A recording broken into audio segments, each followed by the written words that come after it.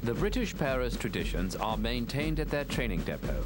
The selection course is tough and demanding, but there are no shortages of volunteers. The course is designed to assess candidates' physical fitness and endurance under the conditions of stress to determine whether a soldier has the self-confidence and motivation to become an airborne trooper.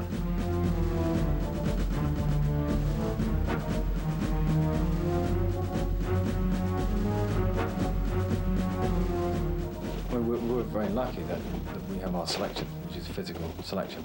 And I think people are naive. They decide that, oh, so the Paras can run faster or they can run around with heavy weights on their back, and that's all that selection is. It's not. It's a test of commitment. A lot of it's not very pleasant. I mean, having sort of gone through it myself and then trained people on it, it's not that pleasant at times. You are not. It is often people who are physically capable of passing it don't, because they don't have the mental capacity to pass it. And it's a question of whether you really do want to pass. You can be, we're not all supermen by any means. You've got to have an above average level of fitness. You've got to be lucky that you don't pick up injuries. But above all, and most importantly, you've got to want to pass. And what you then get is this ability that once you're given that objective, you will do everything you can to achieve it. And you won't be put off. And if people want to put up barriers, you'll find ways of going around the barriers. Those who pass selection and are accepted as paratroopers enter into one of the world's most elite units. The brigade has 3 battalions, 1st, 2nd, and 3rd. Each battalion has 3 rifle companies equipped with the SA-80, which is standard throughout the British Army. Each battalion also has a support company with 9 81mm mortars, 24 Milan anti-tank missile systems, 4 50mm machine guns, and 6 general-purpose machine guns.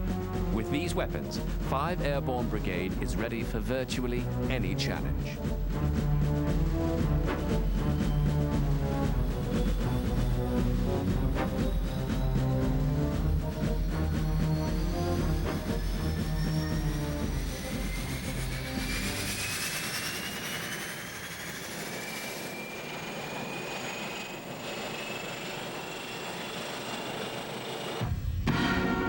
This ceremony marks the successful conclusion of a group of young American soldiers, both men and women, who have passed the U.S. Army's own selection process.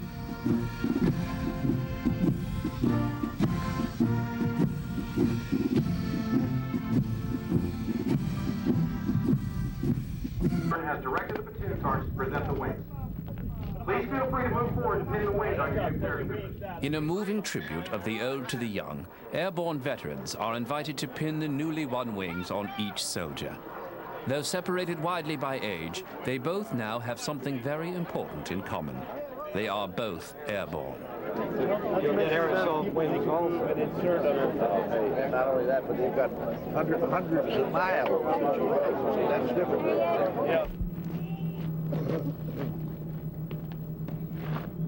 First sergeant, the rest of us drop toe. Two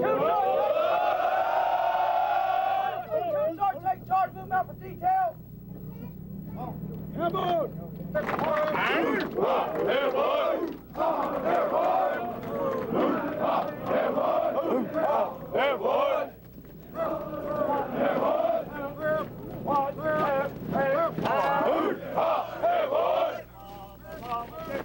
Mama can't say what the Army's done to me. Airborne!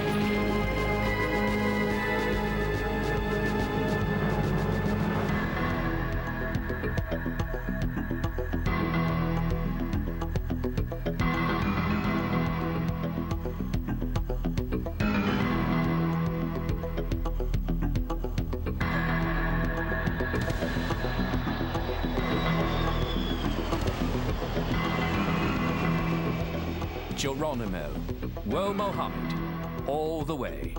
These have been the battle cries of the airborne forces for the past 50 years. Their techniques have changed over the decades, but not their requirement of bravery. Even in time of peace, these soldiers must still risk their lives regularly to maintain readiness. It still takes a very special kind of man or woman to leap from an aircraft with only the thinnest film of nylon to break the fall.